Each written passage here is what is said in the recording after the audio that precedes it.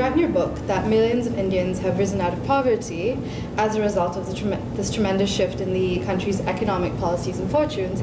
But millions of others remain poor, and still others have seen their lives destroyed because of this economic change. Could you talk about this and what the implications are in terms of social consequences, especially into the future? Yeah. I mean, even in like specific terms, kind of, yeah. I mean, so, you know, the millions who've been lifted out of poverty are the ones who've had economic opportunities thrown their way, who are working in IT centers or all these businesses that didn't exist a decade ago.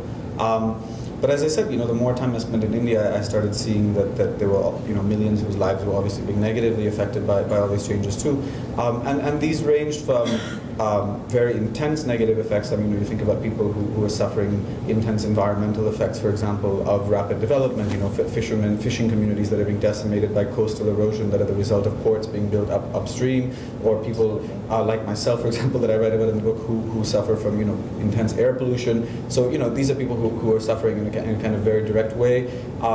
There are also, you know, more subtle sort of forms of suffering in this kind of psychological dislocation that I was talking about, people who are losing a way of life, who are confused by it. The other thing I write about is sort of the lawlessness and the violence that can arise when you have an old order that breaks down. And in many ways, the breakdown of that old order is a wonderful thing, of course, you know, because it was in many ways a sort of a repressive order. But when this order breaks down, you know, what's left to hold societies together. So, for example, in a lot of the villages around where I live, you know, we're traditionally sort of ruled or governed by this body called panchayats, which are traditional village assemblies made up of unelected elders, and they sort of, you know, kept a lid on things.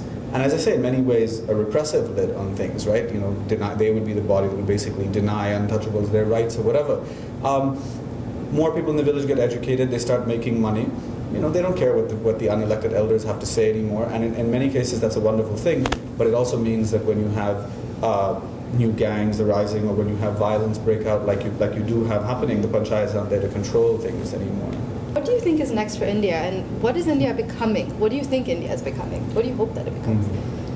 Well, you know, there's an inherent ambivalence in the title, right? It's like India becoming, you know, so it's hard for me to say what it's becoming. I think it's at a crucial kind of juncture, and I don't think that we know what it's becoming, and that's where I sort of leave off in the book, that there's wonderful things happening, there's terrible things happening. It's a society in the midst of huge and enormous transitions. What I hope it's becoming is a prosperous society that develops a new economy that's equitable and environmentally friendly and all of that at the same time. But, you know, I don't know if that's what it's becoming.